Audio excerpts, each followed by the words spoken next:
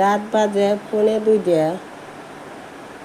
এই 1:45 বাজে এই কুকুরটা আইসা আমার দরজায় নক করছে, কিন্তু আমি জানতাম না এই কুকুর যে আমার দরজায় নক করতেছে। আমি ভাবছি আমার ছেলে হয়তো বা কোনো দরকারে আমার দরজায় নক করছে। তো আমি দরজা মেলার সাথে সাথে সে আবার 2 হাতে জড়িয়ে ধরছে। এটার কারণ কি জানেন? 1 মাস ধরে আমার 2টা কুকুরের বাচ্চা উদা হয়ে গেছে। আমি অনেক খোঁজাখুঁজির পরও তাকে আমি খুঁজে পাইনি, কিন্তু মনের যে একটা ভালোবাসা, মনের যে একটা টান, এটা আমি কখনো ভুলতে পারিনি। প্রকাশ করতাম কিন্তু খুঁজে পাইতাম না। সে এই যে কুকুরের বাচ্চাটাও যে আমাদেরকে এত ভালোবাসতো, সেও কিন্তু আমাদেরকে অনেক খুঁজছে আমাদের কাছে আসার জন্য, কিন্তু তার হয়ে ওঠে নাই।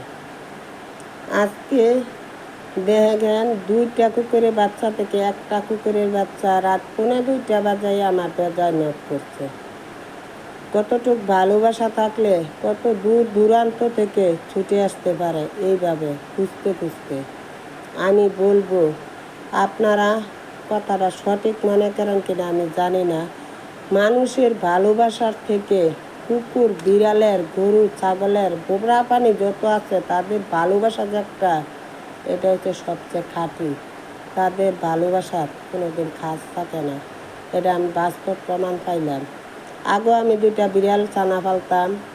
হঠাৎ করে একদিন আমার ছেলে তার সাথে ঘুমাই দেখে সে নিয়ে ফালাই দিয়েছিল। হঠাৎ করে এত রাত্রে এই বিড়াল এসে দরজায় নক করছিল। সে বিড়ালটা অনেক বড় হয়েছিল। তো আমি এই 2টা জিনিস থেকে বাস্তব প্রমাণ পাইলাম, রোবা প্রাণীর যে এতটুকু ভালোবাসা, এটা হয়তো কেউ যদি তাদেরকে ভালোবাসা না দেয় বুঝতে পারবে না।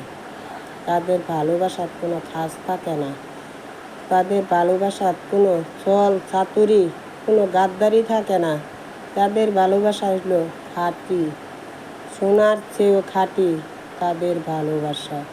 দেখেন আয়সা যখন আমাকে 2 হাতে জড়িয়ে ধরছে, নুরানকে জড়িয়ে ধরছে, সে আমার মনে হচ্ছে কোনো একটা ভাষা আমাদের সাথে প্রকাশ করতেছে, কিন্তু বুঝতে পারিনি। আমি যখন তাকে বাটি ভর্তি খাবার দিয়েছি, হয়তো বা আমি ভিডিওতে দেখাতে পারিনি কী করে যে খাইছে। আমার মনে হয় কত দিনের অনাহার যে ছিল, হয় আমি বলে বোঝাতে পারবো না। বাদ গেলে আমার মনে হয় 2টা-3টা খাপলা হয়েছে, খাইয়া ফেলাইছে। এই যে দেখেন, খাওয়ার পরে নুরানের সাথে অনেকক্ষণ দুষ্টামি করলো, আমার সাথে অনেকক্ষণই করলো। করার পরে দেন কত সুন্দরভাবে শান্তভাবে ঘুমিয়ে পড়ছে। এটাকে বলে মানুষের থেকে কুকুর প্রাণীর ভালোবাসা অনেকটাই খাঁটি। আপনারা জানি না কে আমার কথার সাথে যুক্তি আছেন, কে আছেন না, এটা আমি হয়তো বা জানি না। তবে আমার এই ভিডিওটা যার সামনে যায়, আপনারা আমার এই কথার সাথে আপনাদের কথার মিল আছে কিনা, আমি বাস্তব কথা বলছি কিনা, একটু দয়া করে আমাকে কমেন্টে জানিয়ে যাবেন। তো সবাই ভালো থাকবেন, সুস্থ থাকবেন, সবার জন্য দোয়া রইল।